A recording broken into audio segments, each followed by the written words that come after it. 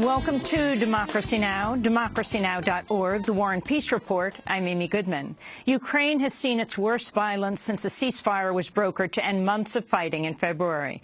Both the Ukrainian government and Russian-backed separatists accuse the other of launching attacks near the city of Donetsk.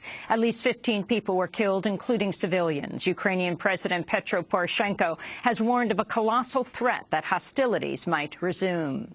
The death toll from India's heat wave has topped 2,300, making it the fifth deadliest in recorded history. India's Earth Sciences Minister, Harsh Vardhan, said, quote, "It's not just an unusually hot summer, it is climate change." Amnesty International is accusing the Nigerian military of war crimes and possibly crimes against humanity in its fight with the Boko Haram. A new report says more than 8,000 prisoners have been killed since 2011 and hundreds more rounded up and shot dead.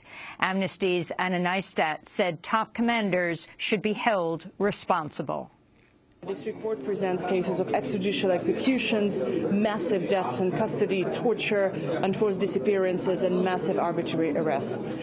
And most importantly, in this report, we name the officials who we believe are individually responsible or bear command responsibility for these violations. These are some of the highest levels of military command in Nigeria, and first and foremost, we're calling for an investigation to establish their responsibility and to bring them to justice. United Nations Secretary-General Ban Ki-moon has announced an independent review of the UN's failure to investigate allegations of sexual abuse.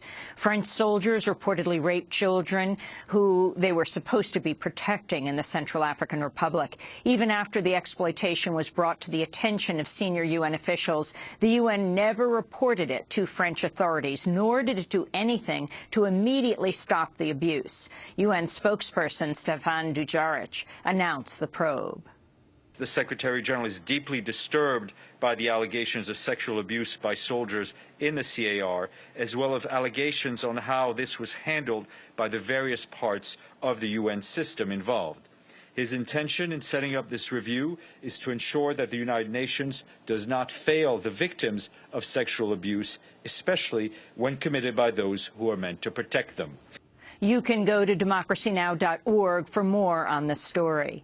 Hundreds of thousands of people marched across Argentina Wednesday to demand an end to gender-based violence. Local activists say there were 277 femicides in Argentina last year and over 1,800 since 2008.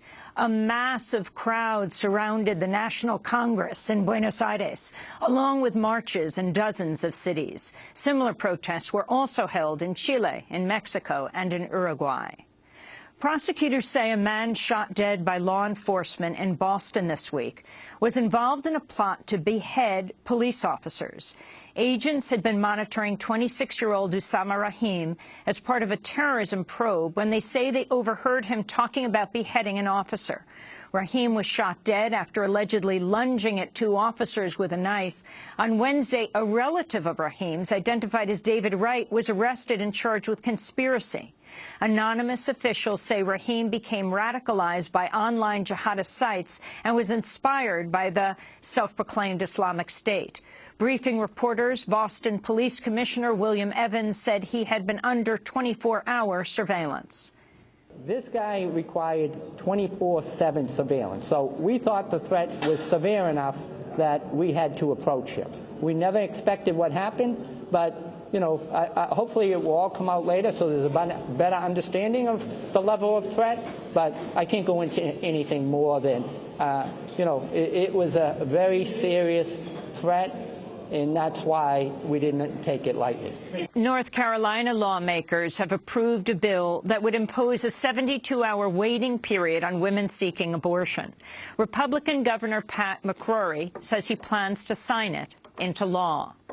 Texas has executed a death row prisoner convicted of the 1983 killings of 4 men. Lester Bauer is the oldest person executed in Texas in 3 decades at 67 years old. Bauer had always maintained his innocence. In March, the Supreme Court rejected a review of the case, but 3 justices said they favored throwing out his death sentence. Cleveland investigators have submitted their findings on the fatal police shooting of 12-year-old Tamir Rice 6 months ago.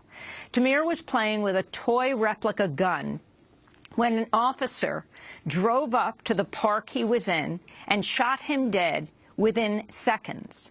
Prosecutors are expected to review the case and present it to a grand jury. A Madison, Wisconsin police officer will not face internal discipline for fatally shooting an unarmed African-American teenager. Tony Robinson was shot dead in March after Officer Matt Kenny forced his way into an apartment following a disturbance. Kenny says Robinson attacked him upon his entry. Prosecutors declined to charge Kenny last month. On Wednesday, police said he's also been cleared by the Madison Police Department's Internal Affairs Unit. Former Rhode Island Governor Lincoln Chafee has entered the race for the 2016 Democratic presidential nomination. Chafee kicked off his campaign at George Mason University in Virginia. Challenges, and certainly we have many facing America.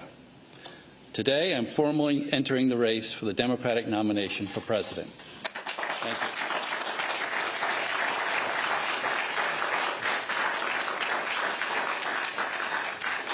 If we as leaders show good judgment and make good decisions, we can fix much of what is ailing us. We must deliberately and carefully extricate ourselves from expensive wars. Chafee previously served as a Republican senator before switching to the Democrats in 2013. He was the only Republican senator to vote against the Iraq War.